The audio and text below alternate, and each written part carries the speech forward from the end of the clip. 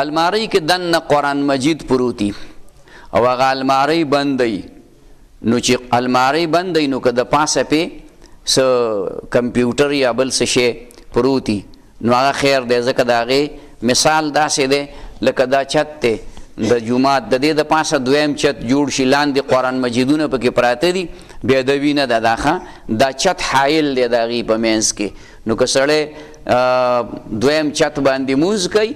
او ګرځي یا نور ضرورتي تلاوت کوي نو دا لاندې قرآن مجیدونه په دا بې ادبي نه ده نو الماری هم د هغې هغه د پاسه تخته دا حایل وي د قرآن مجید او دغه بل سیس په منځ کې نو دغه خیر دی هغې کې بې ادبي د پاسه به نه دي کلاو لکه دا قرآن مجید پروت دی د دې د پاسه به چشمې هم نږدې